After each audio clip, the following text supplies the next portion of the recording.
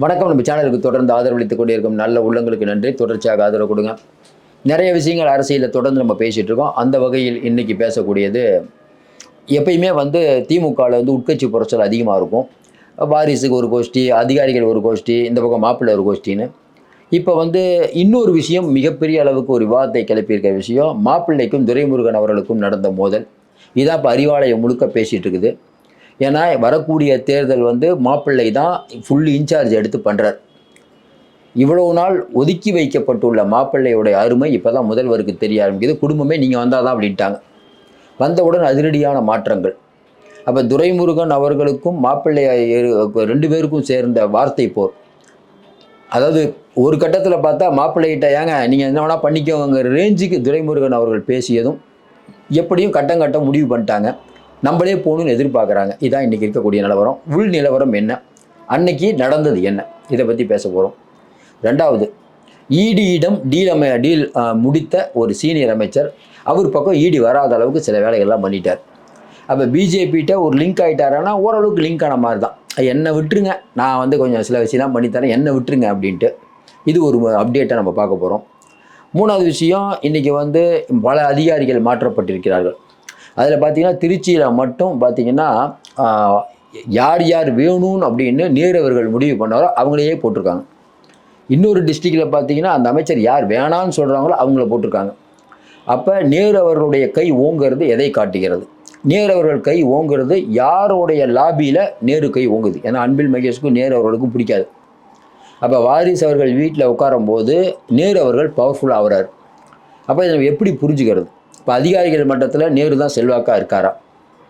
ஏன் இந்த வார்த்தையை சொல்கிறேன்னா, சூப்பர் முதல்வருக்கும் பிடிஆருக்கும் ஒரு பிரச்சனை ஆகிடுச்சு, உங்களுக்கு தெரியும். அதனால தான் பிடிஆர் இன்றைக்கி வீட்டில் உட்காந்துருக்கார். ஏன் சூப்பர் முதல்வரையே பகைச்சிக்கிறியா?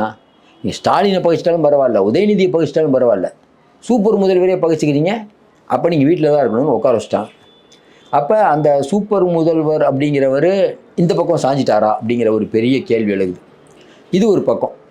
இதை எல்லாத்தையும் தாண்டி தொடர்ந்து நம்ம சொல்லிகிட்டு இருக்கோம். இன்றைக்கி அப்புறம் அதையும் தாண்டி ஓபிஎஸ் சிங்கப்பூர் போயிருக்கார். என்னன்னு கேட்டார்னா, அந்த பெரிய பஞ்சாயத்து ஒன்று அவர் பணம் கொடுத்து வச்சுருக்காரு. அந்த பஞ்சாயத்து ஒரு பெரிய பஞ்சாயத்து. அதை பற்றி பேசுகிறோம். அதையும் தாண்டி இன்றைக்கி டெண்டர் முறைகேடுன்னு பார்த்தீங்கன்னா, நீங்கள் எடப்பாடின்னு நினைப்போம். சென்னையில் ஊற்றி சுற்றி தமிழகம் முழுக்க எங்கெங்கே நடக்குதோ டெண்டர், அதில் ஒப்பந்ததாரர்கள்ட்ட பெரிய அளவுக்கு கமிஷன், கவுன்சிலர்லேருந்து எம்எல்ஏ வரைக்கும் போய் ஒரு அளவுக்கு மீறி எந்த அளவுக்கு போச்சுன்னா, வடசென்னை வளர்ச்சி திட்ட பணிகள் 1000 கோடி நடக்குது. அதில் மிகப்பெரிய அளவுக்கு கட்டிங் நடக்குது.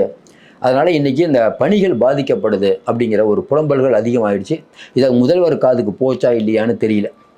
அதையும் தாண்டி இன்னொரு விஷயம், 120 ஸ்வீட் பாக்ஸ் ஏற்கனவே மேலிடத்தில் கோட்டை பிரமுகர் கொடுத்துட்டார். எதுக்கு? கல்குவாரி விஷயத்தில், கனிம வள பிரச்சனையில்.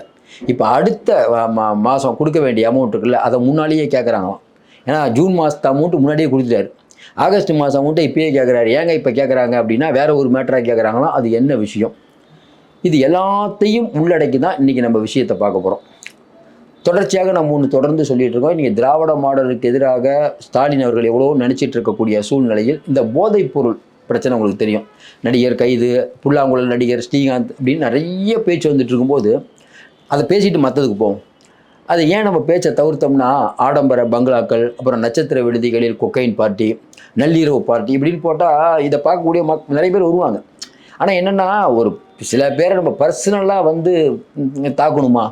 ஏன்னா இது பொதுவாக பேசிகிட்டு இருக்கலாம். நட்சத்திர விடுதியில் நடக்குது, அப்படி நடக்குது, இப்படி நடக்குது, சும்மா பேச்சு வியூஸ் ஆடுறதுக்காக பேசுகிறது சரியாக வருமா நமக்கு தெரியல. நீங்கள் அத்தனை பேரும் உத்தமர் தானா சொல்லுங்கள், உங்கள் ஆசை நெஞ்சை தொட்டு பார்த்து கொள்ளுங்கள், அவ்வளோதான்.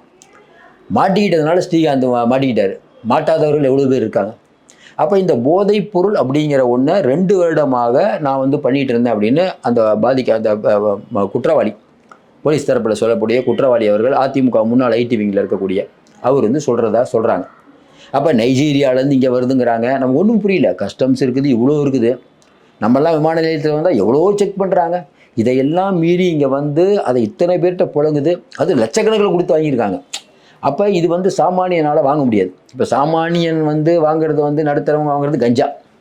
அதற்கு பிறகு பார்த்திங்கன்னா அதை நம்ம குறைக்கிறது, அதை நம்ம கட்டுப்படுத்துறதுக்கான நடவடிக்கையில் ஈடுபட்டு இருக்கோம். அதையும் பண்ண முடியல. அப்புறம் ஹான்ஸ் கின்ஸ் என்னமோ போடுறாங்க. அதையும் நம்ம பெட்டி கடையெல்லாம் போய் சர்ச் பண்ணுறாங்க. ஆனாலும் வந்துகிட்டே இருக்குது. நம்ம ஒன்றுமே எனக்கு புரியல. அரசாங்கம்ங்கிறது அதாவது ஜெயலலிதா அம்மா இருக்கும்போது சரி, கலைஞர் அவர்கள் இருக்கும்போது சரி, இந்த கள்ளச்சாராய மரணம் நடக்கலை. 10 ஆண்டுகளுக்கு பிறகு ஸ்டாலின் வந்த பிறகு தான் கள்ளச்சாராய மரணம் நடக்குது. அதுதான் நமக்கு கோவம். கொஞ்சம் ஜெயலலிதா அம்மா ஆட்சி காலத்திலையும் கலைஞர் ஆட்சி காலத்திலையும் ஏன் நடக்கலை? லோக்கல் இருக்கக்கூடிய கட்சிக்காரங்க வந்து அந்த டாஸ்மார்க் பார்லாம் வாடகைக்கு எடுத்திருப்பாங்க. வெளியில் சரக்கு விற்றாங்கன்னா அவங்களுக்கு பாதிப்பு. அதனால் ஒருத்தர் விற்க மாட்டாங்க. அதுவும் இல்லாமல் யாராவது ஏதாவது விற்றீங்கன்னா அதை அந்த ஏரியா இருக்கக்கூடிய இன்ஸ்பெக்டர்லேருந்து எல்லாருக்கும் அப்படியே கூண்டோடு மாற்றம், சஸ்பெண்டு. இந்த பயம் இருந்தது. 10 வருடங்களுக்கு பிறகு மரக்காணத்தில் இந்த சம்பவம் நடைபெற்றது வந்து தமிழகத்துக்கு மிகப்பெரிய தலைகுனிவு. சரி, அங்கே தான் ஏற்பட்டுச்சுன்னு பார்த்தா டக்குன்னு பார்த்தா கள்ளக்குறிச்சியில் நடக்குது. இது ஸ்டாலின் அவர்களுடைய ஆட்சி யாரும் குறை சொல்ல முடியாத ஆட்சினா இதுதான் யாரும் குறை சொல்ல முடியாத ஆட்சியாங்கிறத மக்கள் கேட்பாங்களா இல்லையா? நம்ம இதை பற்றி பேசியே ஆகணுங்க. அப்புறம் பார்த்தா போதைப் பொருள்னு கேட்டால் இல்லைங்க, இது வந்து ஒரு பெரிய வட்டமே இருக்குது இதில். இப்போ சீமானவர்கள் சொன்னார்ல, பல பேர் யூஸ் பண்ணுறாங்கன்னா அவர் திரைத்துறையில் இருக்கிறனால நமக்கு அவருக்கு தெரியுது. அப்போ இது வந்து பல லட்சக்கணக்கில் புரளக்கூடிய ஒரு இடம். இப்போ சாமானிய மக்கள் வந்து நம்ம வந்து சாராயம் குடிக்கிறாங்க, கஞ்சா விற்கிறாங்க அப்படின்னா அதை நம்ம வந்து பெரிய குற்றமாக நினச்சி என்னடா அது அப்படின்னு நினைக்கிறோம். ஆனால் இந்த கொக்கைங்கிறதே நம்ம நிறைய பேர் பார்த்துருக்கவும் மாட்டோம். ஒன்றுமே புரியாது, எங்கேருந்து வருது இதெல்லாம், இது எப்படி யூஸ் பண்ணும். இப்போ நம்ம பார்க்காதனால அதை பற்றி நம்ம ஒன்றும் தெரியல. ஆனால் இதுக்குன்னு ஒரு பெரிய சந்தை இருக்குது. இதை இதை வாங்குறவங்க யாரும் பெரிய ஆளுங்க தான். அப்போ பெரிய ஆளுகள் மட்டத்தில் புழங்கக்கூடிய ஒரு போதை வஸ்து. அப்போ இந்த கலாச்சாரம் அதிகமாகிட்டே வருவது. ஒரு பக்கம் குட்கா புகழ் விஜயபாஸ்கர் நீங்கள் தான் கடந்த காலத்தில் சொன்னீங்க. இப்போ உங்கள் ஆட்சியில் இந்த அளவுக்கு போயிட்டுருக்கு, என்ன காரணம்? போதைப் பொருள் வழக்கில் ஒருத்தரை கைது பண்ணுறாங்க, உடனே அவர் வந்து அயலக பணி பொறுப்பிலிருந்து உடனே நீங்கள் நீக்கிறீங்க, கரெக்டுங்களா? அதுக்கப்புறம் என்னாச்சுன்னே தெரில. அப்போ இந்த போதை அப்படிங்கிற ஒன்றை வந்து கட்டுப்படுத்துவதற்கு இந்த கவர்மெண்ட் தயங்குகிறதா இல்லை யார் தடையாக இருக்காங்க அப்படிங்கிறத மக்களுக்கு இன்றைக்கி விளக்கணும். இன்றைக்கி பலவிதமான குற்றங்களுக்கு இந்த போதை வஸ்துக்கள் தான் காரணமாக இருக்குது. வரக்கூடிய செய்தி என்னென்னா, இப்போ வரைக்கும் அந்த ஸ்ரீகாந்த் கைது அதெல்லாம் கரெக்டாக தாங்க போயிட்டுருக்குது. ஆனால் இதில் இன்னும் நிறையா பெரிய அளவுக்கான நெட்வொர்க் இருக்குது. சொல்ல முடியாது, மேலிடத்தில் ஆசி இருந்தால் இவரெல்லாம் தப்பித்து விடுவார்கள் அப்படிங்கிற மாதிரி வரக்கூடிய செய்திகள் உண்மையே கவலை அளிக்கக்கூடிய செய்தியாக இருக்குது. ஏன் நம்ம இதை சொல்கிறோம்னா, எப்படியும் இந்த கிக்கென்லாம் வாங்குறவங்களாம் லட்சக்கணக்கில் வாங்குறவங்கன்னா பெரிய ஆளாக தான் இருப்பாங்க. பெரிய ஆளாக இருக்கிறாங்க. திரைத்துறையில் நிறைய பேர் இதில் வந்து சம்மந்தப்பட்டிருக்காங்க. திரைத்துறை, ரியல் எஸ்டேட். அப்போ இவர்கள் இன்றைக்கி வந்து இந்த திரைத்துறையோ இன்றைக்கி ரியல் எஸ்டேட்டோ யார் ஆட்டி படைக்கிறாங்கிறது உங்களுக்கு தெரியும் தமிழ்நாட்டில். அப்போ அவர்கள் மூலமாக போய் வெளியில் வருவதற்கான வேலை ஈஸியாக பண்ணுவார்கள். இதை கிள்ளி எறியணும் முறையிலேயே. எடப்பாடி பழனிசாமி ஆட்சியில் கூட இவ்வளோ இல்லைங்க. ஜெயலலிதா ஆட்சியில் இவ்வளோ இருந்ததா, கலைஞர் ஆட்சியில் இவ்வளோ இருந்ததா? இவ்வளோ வருவதற்கு என்ன காரணம்? இங்கே இருக்கக்கூடிய இப்போ வரக்கூடிய தகவல் என்ன இல்லைங்க, 2 காவல்துறையில் இருக்கவங்களே வந்து இதுக்கு உடந்த அவங்களே விசாரணை பண்ணிகிட்டு இருக்கோம். அப்படிங்கும்போது எங்கேயே போகிறோம் நாமனு பார்க்குறோம். நம்ம அரசியல் கருத்தை நிறையா பேசுகிறவங்க, திமுகவுக்கு ஒரு சொல்கிறோம், அதிமுக அதெல்லாம் ஒரு பக்கம் இருக்கட்டும். ஒட்டுமொத்தமாக இந்த சமூகம் எல்லாரும் திரண்டு ஒழிக்க வேண்டியது போதை. போதையின் பாதையில் யாரும் செல்ல வேண்டாம்னு ஸ்டாலின் ஐயா சொல்கிறாரு, எடப்பாடி சொல்கிறாரு, மோடி சொல்கிறாரு, எல்லாரும் சொல்கிறாங்க. ஆனால் இன்றைக்கி தமிழகத்தில் நடந்து கொண்டு இருக்கக்கூடிய இந்த விஷயம், இந்த போதைப் பொருள் கலாச்சாரத்தை யார் கட்டுக்குள்ளே கொண்டு வர போகிறான்னு தெரில. இப்போ வந்து பயமாகுது. காலேஜ் ஸ்கூலில் கூட இது வர ஆரம்பிச்சிருச்சுங்கும் போது வரக்கூடிய தகவல்லாம் பார்த்தா ரொம்ப வருத்தமாக இருக்கிறது. மோடி நம்ம சொல்கிறோம், உடன்பிறப்புகளை பார்த்து நம்ம கேட்குறோம், நம்ம திராவிட முன்னேற்ற கழகத்தை மற்ற விஷயத்தில் நம்ம திட்டுறதை தாண்டி இது நடக்குது, இதுக்கு என்ன காரணம்? இதை ஏன் கண்டுக்காமல் இருக்காங்க? இதுக்கு காரணமான அதிகாரிகள் மேலே என்ன நடவடிக்கை எடுத்தீங்க? நம்ம ஏற்கனவே சொன்ன மாதிரி மரக்காண சம்பவத்தில் பெரிய அளவுக்கு நீங்கள் ஒரு அங்கே இருக்கக்கூடிய எஸ்பியிலேருந்து மதுவிலக்கிலேருந்து எல்லாத்தையும் நீங்கள் தூக்கி அடிச்சிருந்தீங்கன்னா கள்ளக்குறிச்சி சம்பவம் நடந்திருக்குமா? ஏங்க கள்ளச்சாராயம் நடந்ததுன்னா ஒட்டு மொத்தமாக காவல்துறையில் இருக்கவங்களாம் சஸ்பெண்ட் ஆகிடுவாங்கிற பயம் இருந்தால் கள்ளக்குறிச்சியில் நடந்திருக்குமா சார்? ஏன் நடக்குது? கொஞ்சம் யோசனை பாருங்கள். எதுக்கு நடக்குது? சித்தராமையா இந்த நெரிச்சலில் செத்தவொன்னு எல்லா அதிகாரிகளும் டிஸ்மிஸ் பண்ணுறாரு. ஏன் இந்த தைரியம் இங்கே வர மாட்டேது? ஏன்னா இங்கே அதிகாரிகள் ஆட்சி நடக்குது. ஸ்டாலின் அவர்கள் நினைச்சாலும் முடியாது. ஏன்னா ஸ்டாலின் அவர்களுக்கு ஒரு பெரிய கோவம் வந்திருக்குது. நீங்கள் கேட்கலாம், சிஎம்க்குலாம் கோவம் வருமானு. அதை நம்ம பின்னால் பேசலாம். போதை வஸ்துக்களை கட்டுப்படுத்த வேண்டும். அதை வந்து இப்போ இன்னும் நிறைய பேர் மாட்டுவாங்கிற மாதிரிலாம் சொல்கிறாங்க. இந்த வழக்கின் போக்கை தீவிரமாக ஆராய வேண்டுங்கிறது தான் நம்மளுடைய எண்ணம். ஏன்னா நாகரிகம் கருதி நமக்கு நிறைய விஷயம் நம்மளால் சொல்ல முடியல. ஏன்னா ஆதாரம் இல்லாமல், ஏன்னா சில விஷயங்கள் அரசியல் புரசலாக வருது. இந்த இவர் வராரு, எந்த நடிகர் அந்த நடிகர்னு என்ன சொல்கிறதுன்னு நமக்கு புரியல. அதனால் அடுத்த மேட்டருக்கு போவோம். அடுத்த மேட்ரு வந்து மிக முக்கியமான மேட்ரு வந்து இப்போ சமீபத்தில் வந்து டிரான்ஸ்ஃபர் நடந்தது. ஐஏஎஸ் ஐபிஎஸ் அதிகாரிகள் டிரான்ஸ்ஃபர் நடந்தது. இப்போ திமுகவில் வழக்கம் அப்படின்னா, இன்றைக்கி அதிகாரிகள் ஆட்சி நடக்கிறதுனால ஒரு அமைச்சரே நினச்சா கூட அவர் துறைக்கு ஐஏஎஸ்ஐயோ இல்லை அங்கே இருக்கக்கூடிய செக்ரட்டரி இவங்களெல்லாம் வந்து அவர் நினச்சாலும் போட முடியாது. ஏன்னா இப்போ ஜெயலலிதா ஆட்சியில் அப்போ வந்து ஜெயலலிதா ஆட்சியில் வேறு அப்போயாவது போடுவாங்க.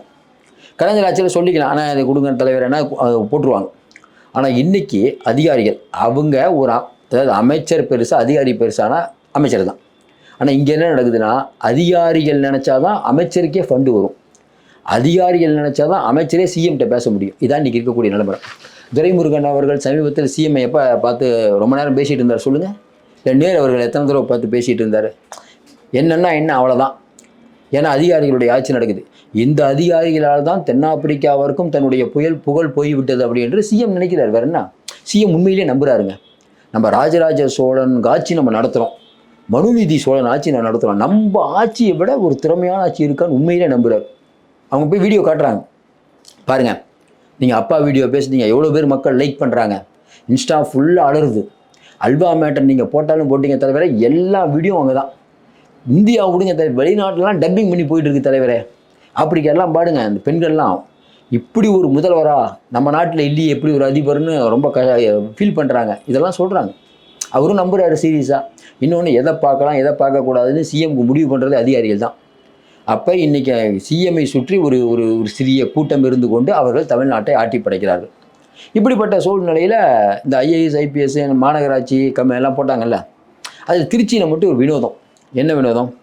இப்போ திருச்சியில் வந்து மாநகராட்சி கமிஷனராக இருந்தவர் பேர் சரவணன் அவர்கள் அதே டிஸ்ட்ரிக்டில் கலெக்டர் ஆகிட்டார். அதுக்கப்புறம் கலெக்டராக இருந்தவர், திருச்சி கலெக்டராக இருந்தவர் பிரதீப் குமார், அவர் அதே ஏரியாவில் அதே நேரு அவர்கள் டிபார்ட்மெண்ட்டில் பேரூராட்சி இயக்குனர் ஆகிட்டார்.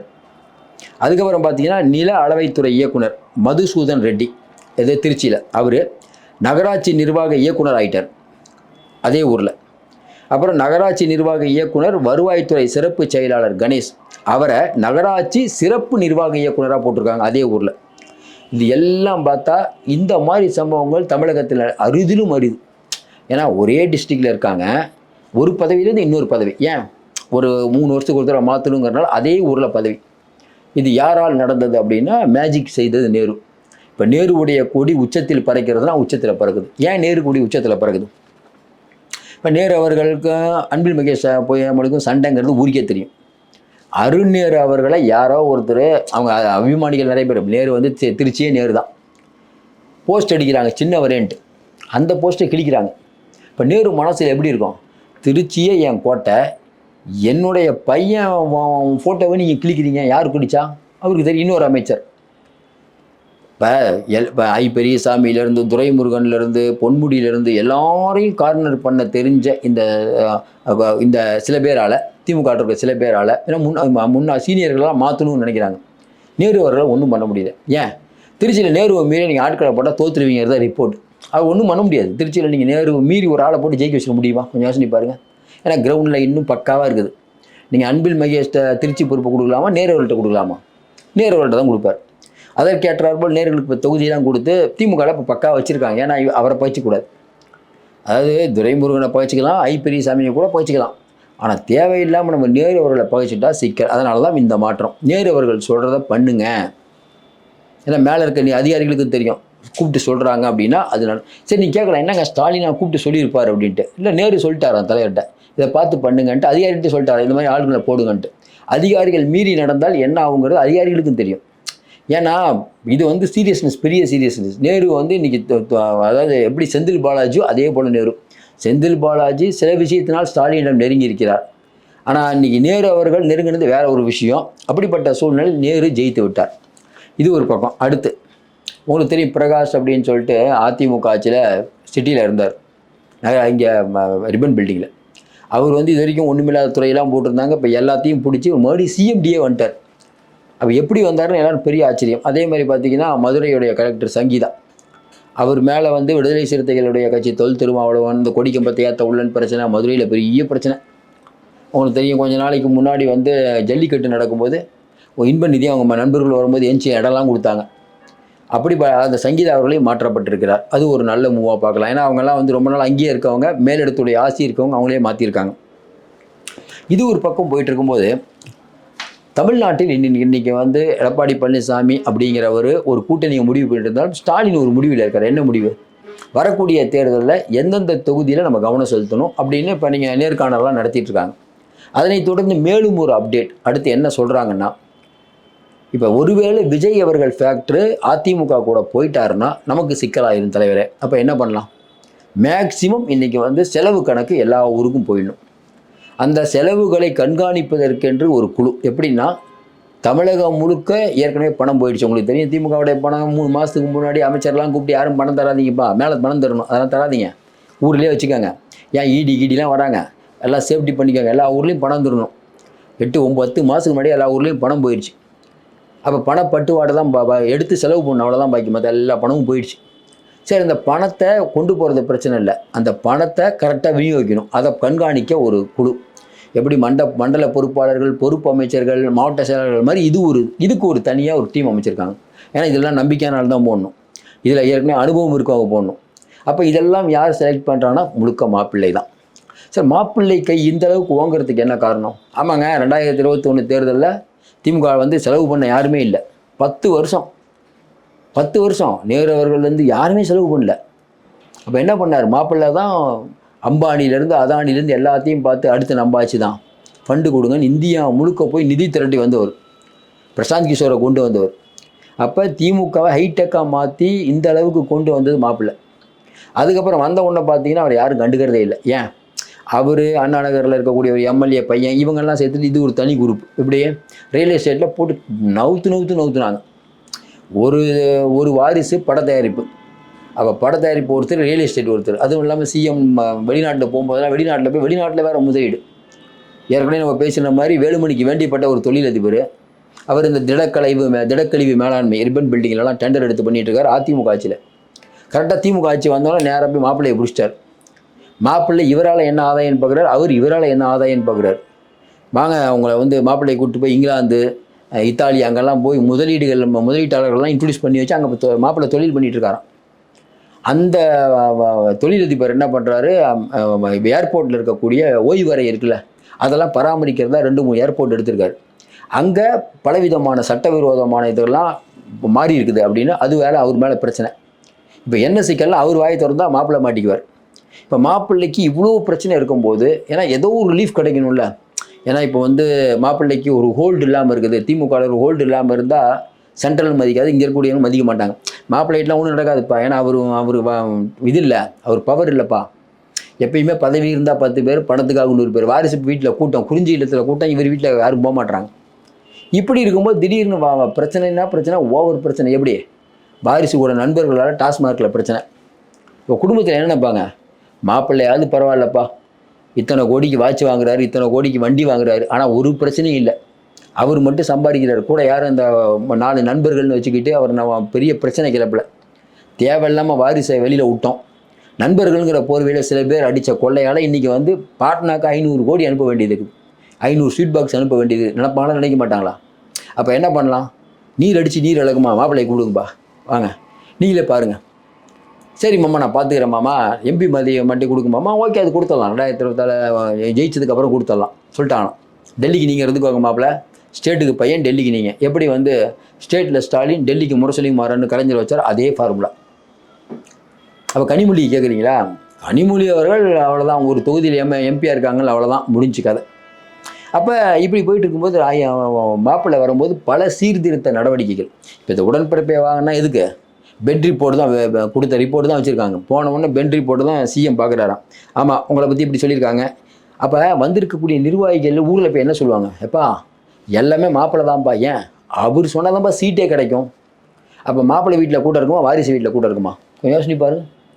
சரி, ஒன்று வேணா, இன்றைக்கி அன்புமணி கூட இவ்வளோ கூட்டத்துக்கு என்ன காரணம்? அன்புமணி தான் அடுத்த தலைவர், அதனால் அவர் கூட போனால் தான் நம்ம கல்லா கட்ட முடியும், கொள்கை கேட்க போகிறாங்க, அவ்வளோதான். அப்போ இன்றைக்கி ஏற்கனவே வந்து வாரிசை பார்த்தா சீட்டு கிடைக்குன்னு நினச்சிட்டு இருந்தால் கூட இப்போ வானாங்க வாரிசு பக்கம் போவோம், மாப்பிள்ளை பக்கம் போயிடுவோம். அவரோட நிறுவனம் தான் சிஎம்ஏ அவரை பார்த்தா ரிப்போர்ட்டே கேட்குறாரு. உளவுத்துறை ரிப்போர்ட்டே இருந்தாலும் பெண் நிறுவன ரிப்போர்ட் அவ்வளோ எஃபெக்ட். அப்போ மாப்பிள்ளை அவர்கள் வந்து இன்றைக்கி வந்து கட்சியை வந்து ஓரளவுக்கு கையில் எடுக்க ஆரம்பிக்கிறார். முதல் கட்டமாக கொஞ்ச நாளாக வந்து செய்தி வந்துட்டு இருக்கு, என்ன? துரைமுருகன் மாற்றப்படுகிறார். நீங்கள் கேட்கலாம், ஆமாங்க இது ரொம்ப நாளாக சொல்லிகிட்டு இருக்காங்க, துரைமுருகன் மாற்றப்படுகிறார், அவர் அப்போலோட அட்மிட் ஆகிறார், இதெல்லாம் ரெகுலராக பண்ணிகிட்டு இருக்க வேண்டியதான் அப்படின்னு கேட்டால் இப்போ கொஞ்சம் சீரியஸ் ஆகிடுச்சு. என்ன? கலைஞர் காலத்தில் நான் இருந்தேன், அப்படி இருந்தேன், இப்படி இருந்தேன்னு சொல்லிட்டு இருந்தால் கூட 86 வயது துரைமுருகனுடைய பல பேச்சு பல இடங்களில் சர்ச்சையாக இருக்குது. இன்பநிதி முதலமைச்சராக இருக்கும்போது கூட நான் அமைச்சராக இருக்கணும்னு அவர் சொன்னதெல்லாம் பயங்கரமாக நெட்டிசன்கள் கிண்டல் அடிக்கிறாங்க. ஆனால் அதை பற்றி கலந்துக்கல. காசு வேணும், அப்புறம் என்ன, மாணவர் வருஷம்லாம் பார்த்தா காசு கிடைக்குமா? அப்போ துரைமுருகன் அவர்கள் வந்து கனிம வளத்தை வச்சுக்கிட்டு எந்த விதமான மேலே வந்து எந்த விதமான ஸ்வீட் பாக்ஸும் கொடுக்க மாட்டுறாரு. அவரும் அவங்க பையன், இவங்க மட்டும் லட்டு திங்கின ஆசையான இவங்க மட்டும் பண்ணிகிட்டு இருக்காங்கன்னு ஒரு பெரிய குறை இன்றைக்கி அந்த கட்சியில் இருந்தது. ரொம்ப வருஷமாக இருந்தது. 4 வருடங்களாக மண்டல மாநாடு செலவு எதுக்குமே செலவு பண்ணுறதில்ல. அப்போ இவருக்கு பையன் மட்டும் நல்லா இருக்கணும், பொதுச் செயலாளர்னு ஒரு பதவியும் வாங்கிக்கிறாரு. வாங்கிட்டு எதுவுமே இல்லாமல் இருந்தால் என்ன ஆகும்? அப்போ மாப்பிள்ளை கூப்பிட்டு கேட்டுருக்காரு. மாப்பிள்ளை தானே பொறுப்புக்கு வந்திருக்காரு. ஏன்னா இதுக்கு முன்னாடி இருந்தவங்க யாரும் கண்ட்ரோல் இல்லை. இன்னொன்று, இதுக்கு முன்னாடி இருந்தவங்களால துரைமுருகனை எப்படி கேட்க முடியும்? இப்போ ஸ்டாலின் அவர்கள் போய் கேட்குறாரு துரைமுருகன், அண்ணன் ஏதாவது ஒன்று, எங்கள் தம்பி நம்மகிட்டே ஒன்றும் இல்லை தம்பி, வேறு ஈடிலாம் வேறு வந்துருச்சா, ஒன்றும் இல்லை தம்பி, ரொம்ப நஷ்டத்தில் இருக்கேன் தம்பி அப்படின்னா, நீங்கள் எதாவது இருந்தால் பணம் கொடுங்கன்னு கேட்டாலும் கேட்பார். கேட்டால் ஸ்டாலின் என்ன சொல்லுவார்? சரிண்ணே பார்த்துக்கோங்கண்ணே. வேறு என்ன பேசுறது? இப்போ செந்தில் பாலாஜிக்கும் மற்ற அமைச்சர்களுக்கு என்ன வித்தியாசம்? செந்தில் பாலாஜியை ஒரு வேலையை கொடுத்து, இப்போ டாஸ்மார்க்கும் மின்சாரம் வச்சுக்கோப்பா அண்ணா, ஒரு நாளைக்கு 300 ஸ்வீட் பாக்ஸ் கிடைக்குண்ணே, அப்புறம்பா அண்ணா 300 கொடுத்துட்றேண்ணே, அதில் நீங்கள் பார்த்து கொடுங்கண்ணே. இது எப்படி இருக்குது? ஏங்க துரைமுருகன் அவர்கள், என்னங்க அது 200 ஸ்வீட் பாக்ஸ் கிடைக்குமாமே? எங்கள் தம்பி கிடைக்குது, நான் ஒன்றும் இல்லை தம்பி, அது என்ன கிடைக்குதுன்னு கூட சொல்ல மனசு இல்லை. அப்போ ஒரு பொறுப்பை கொடுக்குறோம், என்ன நடக்குதுன்னே தெரியல. ஆனால் மண்டல மாநாடு, நம்ம ஊர்லாம் மண்டல மாநாடுலாம் என்னப்பா தம்பி, நீங்கள் திருச்சியில் போடுங்க தம்பி, எல்லாம் கோயம்புத்தூரில் போடுங்க, செந்தில் பாலாஜி நேரு. அப்போ ஒரு அப்பா கூட இருந்தவர் ரொம்ப நாள் இருக்காருன்னு சொல்லி ஒருத்தருக்கு பதவி கொடுத்தா அவரால் கட்சிக்கு ஏதாவது பெனிஃபிட் இருக்கணும்ல. இது இல்லாமல் அவங்க பையனுக்கு வேறு சீட்டு கொடுத்து எம்பி ஆகிறாங்க. அவர் பையன் ஜெயிக்கவே மாட்டாருன்னு பல பேர் சொல்லி வம்படியாக சீட் வாங்கி கொடுத்தாரு. அதுக்கப்புறம் பார்த்தீங்கன்னா அவங்க பையன் மேலே கேஸ் வந்தவுடனே ஸ்டாலின் அவர்களையும் அவங்க மனைவி குடும்பத்தையும் கூப்பிட்டு பையனும் இவரும் சேர்ந்து விருந்தெல்லாம் வச்சாங்க, என் பையனை அவங்க பையன் மாதிரி பார்த்துக்கோங்க அப்படின்ட்டு. அவர் துரைமுருகனுக்கு நல்லா தெரிஞ்சு போச்சு. அவர் துரைமுருகன் ரொம்ப நாளாக என்ன நினச்சி, நம்ம கை வைக்க மாட்டாங்கன்னு நினச்சாங்க. கரெக்டாக வந்து மாப்பிள்ளை உள்ளே வராரு, முதல்ல பதவியை பிடுங்கினாங்க. பதவியை பிடுங்கி அவர்கிட்ட கொடுத்து ரகுபதிகிட்ட கொடுத்தாங்க. இப்படி போயிட்டு இருக்கும்போது நேரடியாக கூப்பிட்டு மாப்பிள்ளை கேட்டாரான், ஏன்னா அவர் இன்சார்ஜ் எடுத்துட்டார். என்னென்ன இந்த மாதிரி வந்து இவ்வளோ பிரச்சனை நடக்குது, சிஎம் எல்லாத்தையும் பார்த்துட்ருக்காரு, ஏன்னா உங்கள் தொகுதியில் பிரச்சனை, நெல்லையில் பிரச்சனை, விருதாச்சலத்தில் பிரச்சனை, சேலத்தில் பிரச்சனை, கொங்குல பிரச்சனை, இவ்வளோ பஞ்சாயத்து வருதான், நீங்கள் ஒன்றை கூட தீர்த்து வைக்கிறதே இல்லையாமே, தலைமை கழகத்துக்கு கூட வரலைங்கிற மாதிரி சொல்கிறாங்கன்னு ஒன்றா துரைமுருகன் சொல்லுவார். இல்லைப்பா அதெல்லாம் நான் பண்ணிட்டு தான் இருந்தேன், என்னை யார் மதிக்கிறான்னு கேட்டாரான். உங்களை யாருங்க மதிக்கல, நல்லா தான் போஸ்ட் கொடுத்துருக்குமேனாரு. இந்த உடன்பிறப்பு வான்லாம் நடத்துறீங்க, என்ன கூப்பிட்டீங்களா? ஒரு கட்சியோட பொதுச் செயலாளர்ப்பா, உடன்பிறப்பு வான் நடத்துறீங்க, தலைவர் இருந்தால் அதெல்லாம் நடத்திருப்பாரா? அன்பழகன், நான், ஆற்காடு வீராசாமி எல்லாம் சேர்ந்தாமல் முடிவெடுப்போம், இன்னும் யாரை வச்சு நடத்துறீங்க கட்சி? அப்போ சொல்கிறாரு, என்னங்க அது எங்கேருந்தோ வரீங்க, இங்கிலீஷ் பேசுகிறாங்க, அவங்கள வச்சுட்டு வந்து தமிழ்நாடு ஃபுல்லாக கருத்து கணிப்பு காட்டேன், யார் எம்எல்ஏ எம்பி நீங்கள் முடிவு பண்ணுறீங்க, ஒரு காலத்தில் யாரும் முடிவு பண்ணுது? என்ன தம்பி நடக்குது கட்சியை, ஒன்றுமே புரியல எனக்கு, என்ன கேட்காம இலாக்கா மாற்றுறீங்க அப்படின்னு மாப்பிள்ளை சொல்லிட்டாரு. இல்லைங்க சரியாக வரலது, அதனால் நாங்கள் வந்து பொறுப்பை கொஞ்சம் மாற்றி கொடுக்கலான் இருக்கோம், நீங்களே கொஞ்சம் எழுதி கொடுத்துருக்கான்ட்டாங்க. நீங்களே ரிசைன் பண்ணிட்டு போனால் நல்லா இருக்குங்கிற ரேஞ்சுக்கு பேசிட்டாங்க. அப்போ வார்த்தை தடிமனாகி விட்டது. எப்போது வேண்டுமானால் வெடிக்கும். தன்னுடைய 86 வயதில் அவரே கைப்பட எழுதி கொடுக்கலாம், நான் இந்த பொறுப்பை விட்டு விலகிறேன்னு சொன்னாலும் ஆச்சரியப்படுவதற்கில்லை. அதுக்கு டிமாண்ட் என்ன? உங்கள் பையனை எம்பி ஆக்கி விட்ருக்கோம், கரெக்டுங்களா? அதோடு அவ்வளோதான். வரக்கூடிய தேர்தல் சீட்லாம் கேட்காதீங்க, ஏன்னா போட தேர்தல்லையே நீங்கள் 170 ஓட்டில் தான் ஜெயிக்கிறீங்க. இதான் இன்றைக்கி இருக்க நிலவரம். அதனால் இப்போ வந்து அங்கே வந்து அணைக்கட்டு தொகுதியில் ஏற்கனவே தெரியும், அணைக்கட்டு நந்தகுமாருக்கு இருக்கும் பிரச்சனை, அங்கே இருக்கக்கூடிய மாவட்ட செயலாளருக்கு இருக்கும் பிரச்சனை, அங்கே இருக்கவங்க ஒன்றும் வேணாம், போன தடவை தேர்தல் நடந்ததில்ல, துரைமுருகன் வந்து பின்தங்குகிறார் அப்படின்னு செய்தி வந்தால் திமுககாரங்க பட்டாசு வெடித்து கொண்டாடுறாங்க. ஏன் துரைமுருகன் தோற்று போகிறாருன்னு. அந்த அளவுக்கு தொகுதியில் நல்ல பேர். அதாவது என்னன்னாங்க, ஒரு சில பேர் வந்து வெளி உலகத்துக்கு நீங்கள் பார்க்கும்போது ரொம்ப மோசமாக தெரிவாங்க. இப்போ நீங்கள் செந்தில் பாலாஜி மோசமாக தெரிவார், அந்த ஊரில் கேட்டு பாருங்கள், 1000 இருந்தாலும் பண்ணுவார் சார். இப்போ பொன்முடி கூட அவங்க ஏரியாவில் போனீங்கன்னா ஏதோ பண்ணுவாருங்க, அவருக்கு செலவு பண்ணாலும் கூட இருக்கவங்களுக்கு செலவு பண்ணுவார். சில பேர் என்ன பண்ணுவாங்க, அவங்களுக்கு மட்டுமே செலவு பண்ணுவாங்க. ஓபிஎஸ் கதை என்ன, அவங்களுக்கு மட்டுமே செலவு பண்ணுவார், யாருக்கும் செலவு பண்ணுறதில்ல. இப்போ சிங்கப்பூர் போயிருக்காரு, எதுக்கு போயிருக்காரு ஓபிஎஸ்? இப்போ இங்கே ஒருத்தட்ட பணம் 1000 கோடி கொடுத்துருக்காரு ஒரு கட்டுமான நிறுத்திட்ட, அதை மேலே வந்து பஞ்சாயத்து பேச தான் போயிருக்காராம், கிடைக்குமா இல்லையான்னு வேறு தெரியல. அப்போ துரைமுருகனுக்கும் இன்றைக்கி வந்து மாப்பிள்ளைக்கும் இடையான மோதலை பார்க்கும்போது மற்ற அமைச்சர்கள் எப்படி பார்ப்பாங்க? அப்போ துரைமுருகனுக்கே எப்படி? அப்போ வந்து முழுக்க வந்து மாப்பிள்ளை தான் வாரிசு செய்யாமல் பார்க்குறோம், மாப்பிள்ளை தான். அப்போ பெரும்பாலான அமைச்சர்களுக்குள்ளே ஒரு கலக்கம் இருக்குது. இந்த கலக்கம் அப்படிங்கிறது மறுபடியும் நம்ம சொல்கிறோம், திமுக எஃகு கோட்டைங்கிறாங்க. திமுகவில் எஃகு கோட்டை இல்லைங்க, அது ஒரு மண் கோட்டை. எப்படி இருந்தாலும் துரைமுருகன் என்ன யோசிப்பார்? திமுக ஜெயிக்கணும்னு யோசிப்பாரா? எனக்கு அது சீட்டு இல்லை, என் பையன் எம்பி ஆகிட்டார், வரக்கூடிய தேர்தல் நீங்கள் தோத்தா தான் சரி வரும், யோசிப்பாரா? யோசிக்க மாட்டாரா?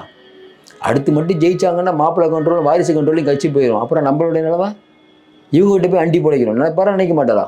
பொன்முடி மனசுக்குள்ளே என்ன பாரு? ஐயா நேரு அவர்கள் என்னென்ன பாரு மனசுக்குள்ளே? பிடிஆர் வேணான்ட்டார், சீட்டே வேணான்ட்டார், ஆளை விடுங்க சாமி. இதே மாதிரி தான் தருமபுரியில் எம்பிஆர் கூட செந்தில்குமார், அவரும் போன தடவை சீட்டு வேணான்ட்டார், போதுங்க எனக்கு சீட்டு. அப்போ திமுக யாரெல்லாம் அந்த ஓரளவுக்கு இது நடுநிலையாக ஓரளவுக்கு பேசக்கூடியவங்க எல்லாம் கண்டுறாங்க, வேணாம் நம்மளால் இவங்களோட போரிட முடியாது. ஏன்னா அதிகாரிகள் ஆட்சி நடக்குது, ஸ்டாலின் ஆட்சி நடக்கலை, அப்படியே ஒதுங்கி வராங்க. துரைமுருகன் பிரச்சனை, பொன்முடி பிரச்சனை, இவ்வளோ பிரச்சனையும் தாண்டி திமுக எப்படி வரக்கூடிய தேர்தல் ஜெயிக்கும்? கொஞ்சம் யோசனை பாருங்க. எடப்பாடி பழனிசாமி தெம்புக்கு என்ன காரணம்? அவருக்கு தெரியும் சேலத்தில் பிரச்சனை, அங்கே பிரச்சனை, ஒன்றும் பிரச்சனை இல்லை. அவர் என்ன யோசிப்பார்? ஒன்றும் பிரச்சனை இல்லை, திமுக அடிமட்டம் ஆட்டத்தில் இருக்குது, பணம் இருக்குது, அதையும் பிஜேபி எடுக்கக்கூடாது, பார்த்துக்கலாம். வரக்கூடிய தேர்தலில் திமுக அசைச்சு பார்த்தலாம், கவலையப்படாதீங்க. கீழ் மட்டத்தில் அவுட் ஆகிடுது, கீழே இவங்க பணமே கொடுத்தாலும் கீழே போகாது. இதான் இன்றைக்கி இருக்கக்கூடிய நிலவரம். அப்போ திமுகவுடைய பலவீனம் எடப்பாடியோடைய பலம், அவ்வளோதான். எடப்பாடி பார்க்குறவங்களாம் சொல்லிட்டு இருக்காராமே, இப்போ ஜூவியில் கூட இன்றைக்கி போட்டுருந்தது, பார்க்குறவங்களாம் ஒன்றும் இல்லை, நம்ம தான் ஜெயிக்க போகிறோம், போய் வேலைக்கு பார்ப்போம். இது எப்படி இந்த கான்ஃபிடன்ஸ் வந்தது? ஏங்க கூட்டணியே ஜெல்லாவில். இந்த பக்கம் பார்த்தா முருகன் மாநாடுன்னு நடத்து. இந்த முருகன் மாநாடை பற்றியே உனக்கு பேசணும், இப்போ பேசிட்டு போயிடலாம்னு நினைக்கிறேன். என்ன முருகன் மாநாடை வச்சு பிஜேபியை பெருசாக வளர்க்கலான்லாம் நம்பிட்டு இருந்தா ஒரே ஒரு வீடியோ போட்டு மொத்தத்தில் காலி பண்ணிட்டாங்க. அமித்ஷாலாம் பயங்கர அப்செட்டான். ஏங்க எதோ பண்ணி தமிழ்நாட்டில் பெருசாக ஜெயிக்கலான்னு பார்த்தா தேவையில்லாமல் ஒரு வீடியோ போட்டு விட்டு இன்றைக்கி அதிமுக திட்டுது, டிடிவி திட்டுறாரு, எல்லாம் திட்ட ஆரம்பிச்சிட்டாங்க. ஏன்னா அதாவது 2 பேர் ஜெல் ஆகலான்னு நினச்சா தேவையில்லாத பேச்சு. முதல் நாள் அன்னைக்கு என்னைக்கு இந்த மாநாடு நடந்ததோ, அண்ணாமலை பேசின உடனே நைட்டே நம்ம ஒரு வீடியோ போட்டோம். அதில் சொல்லியிருந்தோம், அண்ணாமலை அவர்களின் மதவெறியை தூண்டும் பேச்சு, டைட்டிலே தான். பெரும்பாலும் அவங்க எடுக்கலை. அண்ணாமலை இன்றைக்கி பேசுனதெல்லாம் விஷமத்தனமான பேச்சு. அது வெளியில் ஊடகத்தில் பெருசாக அது போட மாட்டுறாங்க. அதை திமுக அதை எடுத்து பெருசாக பேசியிருக்கலாம், பேசலை. ஏன்னா அந்த அளவுக்கு கிறிஸ்டின் பாப்புலேஷன், இஸ்லாமிய, இதெல்லாம் தேவையில்லாத வார்த்தை. முருகன் மாநாட்டில் முருகனை புகழ்ந்து பாடணுங்க, அதை விட்டுட்டு மற்ற மதத்தினரை பேசுகிறது சரியா? அண்ணாமலை வம்படியாக தான் பேசினார். இப்போ டெல்லியில் போன ரிப்போர்ட் என்ன? ஏற்கனவே அதிமுக பிஜேபி கூட்டணி உடச்சி உண்ணுங்கிற நிலைமையில் இருக்கார். இவர் எந்த மீட்டிங்கும் கூடாதீங்க, கூப்பிட்டீங்கன்னா இதே மாதிரி பஞ்சாயத்து பண்ணிகிட்டு இருப்பார். லெட்டர்லாம் போயிடுச்சா அநேகமாக நடவடிக்கை எடுப்பார்கள், உறுதியாக நம்புகிறோம். ஏன்னா அமித்ஷா ரொம்ப சீரியஸாக தான் பார்க்குறாரு தமிழ்நாட்டில், மாற்று கருத்தெல்லாம் இல்லை. அப்போ இது ஒரு பக்கம் போயிட்டு இருக்கும்போது ஸ்டாலின் இந்த அளவுக்கு திமுக கூட்டணி வலுவாக இருக்குது. இப்போ திமுக கூட்டணி ஜெயிக்க போகுதுங்கிற ரிப்போர்ட் அமித்ஷாவுக்கு போயிருக்காதான்? அமித்ஷா எப்படி பண்ணுவார்? இந்தியா முழுக்க ஒவ்வொரு ஏரியாவிலையும் அங்கே என்ன பண்ணால் அந்த கட்சியை டேமேஜ் பண்ணலாம். கெஜ்ரிவாலுக்கு ஒரு ஸ்ட்ராட்டஜி, அந்த பக்கம் ஹேமந்த் சோரனுக்கு ஒரு ஸ்ட்ராட்டஜி, ஒவ்வொருத்தருக்கும் ஒவ்வொரு ஸ்ட்ராட்டஜி. ஒரிசாவில் போனால் பூரி ஜெகநாதன்ருவாங்க, அந்த பக்கம் போனால் ராமர்ன்றுவாங்க, ஜெய் ஸ்ரீராம்பாங்க. இந்த பக்கம் வந்தீங்கன்னா இப்போ முருகரை கையில் எடுத்தாங்க. இதில் இன்னொரு ஒரு பிஜேபியோட ட்ரிக்ஸ் என்னென்னா, எதுக்கு பவன் கல்யாணம் கூப்பிட்டு வராங்க? பவன் கல்யாணம் கூப்பிட்டு வந்தால் இங்கே இருக்கக்கூடிய தெலுங்கு பேசும் மக்களை கவர் பண்ணுறாங்க. இது ஒர்க் அவுட் ஆகுமான்னு கேட்டிங்கன்னா ஒர்க் அவுட் பண்ணணும்னு நினைக்கிறாங்க. தொடர்ந்து வருவோம், ஏதோ ஒன்று ஒர்க் அவுட் பண்ணுவோம். அவருக்கு பவன் கல்யாணுக்கு கொடுக்கக்கூடிய முக்கியத்துவம் அதை காட்டுது. சரி, பவன் கல்யாண் வர்றதுனால ஏற்கனவே அந்த தெலுங்கு பேசுகிற ஓட்டெல்லாம் பார்த்தீங்கன்னா கொஞ்சம் நிறைய திமுக இருக்கும். உங்களுக்கு வைகோ நீங்கள் விருதுநகர்லாம் போனீங்கன்னா அங்கே இருக்கக்கூடிய தெலுங்கு பேசுகிற மக்கள் வைகோக்காக ஓட்டு போடுவாங்க. அதே மாதிரி விஜயகாந்துக்கு அந்த பேர் உண்டு, நம்பாள் அப்படின்ட்டு. சேகர் பாபே தெலுங்கு தானே. அப்போ இவங்க எல்லாம் இருக்கும்போது ஐயாவா வேடு. அப்போ தெலுங்கு பேசும் மக்கள் கணிசமாக இருக்கும்போது அந்த ஓட்டை வெட்டக்கூடாதுங்கிறதுக்காக இன்றைக்கி பவன் கல்யாண கூட்டம் அதாவது விதவிதமாக சொல்லுவாங்களே, விதவிதமாக ஏமாற்றுவாங்கன்னு பிஜேபி என்னென்னமோ ட்ரிக்ஸ் பண்ணுறாங்க, எப்படி நம்ம ஜெயிக்கணும். ஆனால் பார்த்தீங்கன்னா இந்த முருகன் மாநாடு இப்படி பேக் ஃபயர் ஆகுது உங்களுக்கு தெரியல. திமுக ஒருத்தர் நல்லது தான் முருகன் மாநாடு, ஏன்னா 5 லட்சம் பேர் வந்திருக்காங்கிறது போலீஸ் ரிப்போர்ட். காற்று வாங்கக்கூடியதை எப்படி 5 லட்சம் பேர் போனாங்கன்னா உங்களுக்கு தெரியும். தமிழ்நாட்டில் கோயிலுக்காக போயிருக்காங்க, முருகன் இந்த முருகனுங்கிற கடவுளுக்காக போனாங்க, பிஜேபிக்காகலாம் யாரும் போகல. பிஜேபிக்கு ஆச்சரியம், நம்ம ஒரு மாநாடு போட்டு இவ்வளோ கூட்டமா? ஏன் மோடி அமித்ஷா வரும்போது கூட கூட்டம் இல்லை, காசு கொடுத்து கூப்பிட்டு வராங்க. அது மோடி பேசுகிற ஹிந்திக்கு பாதி பேர் ஓடிடுறாங்க. அதனால் என்ன பண்ணிட்டாங்க, பாண்டிச்சேரியில் நிர்மலா சீதாராமன் கூட்டம் நடந்திருக்குது, பெரிய காமெடி. எல்லாத்தையும் பணம் கொடுக்கலையாம், கடைசி தான் பணம் பண்ணிட்டாங்களாம். உள்ளே போய் கதவெல்லாம் மூட்டாங்களாம். ஏன் விட்டா வெளியே ஓடி போயிட்டாங்கன்னா இப்படி நடக்குது பிஜேபி. இந்த கூட்டத்துக்கு பார்த்தா 5 லட்சம் பேர் எப்படி கூட்டினாங்கன்னா அதான் முருகன் அப்படின்னு சொல்லி கூப்பிட்டுருக்காங்க. இது பிஜேபிக்கு உத்வேகம் அளித்தாலும் தேவையில்லாமல் இந்த சர்ச்சை வந்தாலும் பிஜேபிக்கே ஒரு இடி, என்னடா இது தேவையில்லாமல் இந்த மாதிரி ஒரு சர்ச்சை வந்துருச்சு அப்படின்னு அவங்க ஃபீல் பண்ணுறத பார்க்க முடியுது. இது ஒரு பக்கம் போயிட்டுருக்கு. இன்னொரு பக்கம் மிக மிக முக்கியமான விஷயம், நம்ம ஏற்கனவே சொன்ன மாதிரி ஒரு பக்கம் அதிமுக வேக எடுக்குது, இந்த பக்கம் வேக எடுக்கும்போது விஜயோடைய ஃபேக்டர். விஜய் அடுத்து என்ன பண்ணுவார் அப்படின்னு தெரியல. இப்போ வந்து தஞ்சாவூரில் வந்து அவர் வந்து சுற்றுப்பயணம் அப்படிங்கும்போது திமுகவுக்கு ஒரு பெரிய கலக்கம். ஏன் இந்த திமுக மேலே இருக்க மக்கள் கோபத்தை எடப்பாடி பழனிசாமி சொல்கிறத விட விஜய் சொன்னார்னா மக்கள்கிட்ட இன்னும் போய் எளிதில் படும். விஜய் முதலமைச்சர் ஆவார் நம்ம சொல்லலை, ஆனால் திமுகவுடைய வாக்குகளை பெருமளவு கொடுப்பார். திமுகவுடைய கனவுல மண்ணள்ளி போடுவார். திமுக அதனால தான் ஸ்டாலினை முன்னெடுத்தது. இப்போ ஸ்டாலினா விஜயா அப்படின்னா மக்கள் பரவாயில்லப்பா ரொம்ப நாள் இருக்கார் ஸ்டாலின், ஓடி ஓடி உழைக்கிறாரு ஸ்டாலின். அதுவே வந்து உதயநிதியா விஜயானா விஜய் தான். அப்போ உதயநிதிக்கு வந்து ஒரு பெரிய சிம்ம சொப்பனமாக இருக்கிறார் விஜய்ங்கிறனால தான் திமுக அவர் மேலே இவ்வளோ அட்டாக். அதுவும் இல்லாமல் திமுக என்ன நினைக்குதுன்னா எப்படி அவர் கூட்டணிக்கு போக மாட்டார். ஒருவேளை கூட்டணிக்கு போயிட்டா அதிமுக கூட்டணி இவங்கெல்லாம் போனாங்கன்னா பெரிய கூட்டணி. இப்போ பாட்டாளி மக்கள் கட்சி கூட நீங்கள் எடுத்துக்கிட்டிங்கன்னா பாட்டாளி மக்கள் கட்சியை சேர்த்து வைக்கிறது பிஜேபியோட கடமை, கண்டிப்பாக பண்ணுவாங்க. இப்போ எடப்பாடி பழனிசாமி அவர்கள் என்ன நினைப்பார், பிஜேபி அமித்ஷா நினைப்பார், கூட்டணியில் இப்போ இருக்கிற பெரிய கட்சி அப்படின்னு பார்த்தா மூணாவது பெரிய கட்சி, ரெண்டாவது பெரிய கட்சி பிஜேபியோட ஓரளவுக்கு பெரிய கட்சி தான் பாட்டாளி மக்கள் கட்சி. அப்போ பாட்டாளி மக்கள் கட்சி அந்த கட்சி உடஞ்சி இருக்கிறது அதிமுகவுக்கு பின்னடைவு தான். அப்போ இதை சேர்த்து வைக்கக்கூடிய வேலைகளை அமித்ஷா பண்ணுவார். அமித்ஷா அவர்களை குறைச்சி மதிப்பிடாதீங்கன்னு நம்ம தொடர்ந்து சொன்னோம். ஏன் சொல்கிறோம், ஒரு மாநிலத்தை ஜெயிச்சா பரவாயில்ல சார், பல மாநிலத்தில் போய் டெல்லி கண்டிப்பாக ஆம் ஆத்மின்னு நினச்சாங்க, கரெக்டாக ஜெயிக்கிறார். மகாராஷ்டிரா கண்டிப்பாக காங்கிரஸ் கூட்டணி தான், அங்கே போய் ஜெயிக்கிறார். ஹரியானா 2 டைம் ஜெயிக்கிறாங்க, 3ஆவது டைம் ஜெயிக்கிறாங்க. எப்படி? அப்போ அவங்களுடைய டிக்ஸ் என்ன, ஒரு சின்ன அதாவது என்ன 10 பேர் இருந்தால் கூட அந்த 10 பேரை கவர்றதுக்கு ஒரு ஆளை கூப்பிட்டு வராங்க. இந்துத்துவ ஆட்களுக்கு இந்துத்துவா மாதிரி பேசுறது, கரெக்டுங்களா? மொழிவாரி சிறுபான்மை மக்களுக்கு அதுக்கேற்ற மாதிரி பேசுறது. கேட்டால் நரேந்திர மோடி நானே வந்து என் பேர் நரேந்திரா அப்படின்ட்டு அந்த இவங்க நம்ம கிருஷ்ணசாமி தேவேந்திர குலவேல அவங்கள வளைக்கிறது. இப்படி விதவிதமாக சொல்லுவாங்களே, பல விதத்தில் ஏமாத்துறாங்கன்னு. அந்த அளவுக்கு ஏமாற்றி ஓட்டு சேர்க்கக்கூடிய ஒரு கட்சி தான் இப்போ திமுக அப்படிங்கிற ஒரு கட்சியை வந்து எப்படி வீழ்த்தணுங்கிறத பிஜேபி ரொம்ப குறியாக இருக்காங்க, அதில் மாற்றுக்கருத்தே இல்லை. இப்போ இந்த மாதிரி விஷயங்கள் நடக்கும்போது போதைப் பொருள் பிரச்சனை நடக்குது, பெண்களுக்கு எதிரான குற்றங்கள் நடக்குது, பட்டியலின மக்களுக்கு எதிரான குற்றங்கள் நடக்குது. அனங்காபுத்தூரில் மக்களை பார்த்தா அப்போ அனங்காபுத்தூரில் மக்களை இடித்து வெளியேற்றுறீங்க, கேட்டால் கோர்ட் ஆர்டருங்கிறீங்க. பக்கத்துலேயே ஸ்கூலும், பக்கத்துலேயே ஒரு கல்வி நிறுவனம் காலேஜ் வச்சுருக்காரு, இன்னொன்று வந்து ஒரு கட்டுமான நிறுவனம், அதை கையே வைக்க மாட்டீங்க. பணக்காரர்கள் பக்கம் எப்போ வந்து இந்த அதிகார மையம் போகாது. இதெல்லாம் மக்கள் பார்த்துட்டு தான் இருக்காங்க.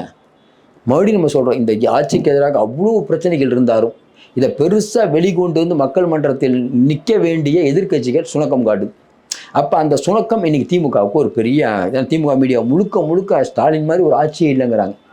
பிரச்சனை இருக்கிறது, ஆனால் மக்கள் கண்டிப்பாக இந்த திமுக வரக்கூடாதுங்கிற மாதிரி ஓடி போய் ஓட்டு போகிற அளவுக்கு இல்லை. ஆனால் பிரச்சனை இருக்குது. இன்றைக்கி மக்கள்கிட்ட அவ்வளோ பெரிய அதிருப்தி இருக்குது. நம்ம ஏற்கனவே சொன்ன மாதிரி மகளிர் உரிமை தொகை 1500 கொடுக்கக்கூட தயாராக இருப்பார்கள். 1000 ரூபா கொடுக்கறதுக்கே திணறாங்க. எப்படி வரக்கூடிய தேர்தல் ஜெயிக்கணும், ஜூலை மாதத்துலேருந்து எல்லாருக்கும் கொடுப்போங்கிற அறிவிப்பு வந்தாலும் வரலாம், 1500 ரூபா கொடுக்க அறிவிப்பு வந்தாலும் வரலாம். ஏன்னா ஏற்கனவே பிஜேபி 2000 சொல்லிட்டு இருக்காங்க. அப்போ இதெல்லாம் வரக்கூடிய தேர்தலில் எப்படி எதிரொலிக்கும்?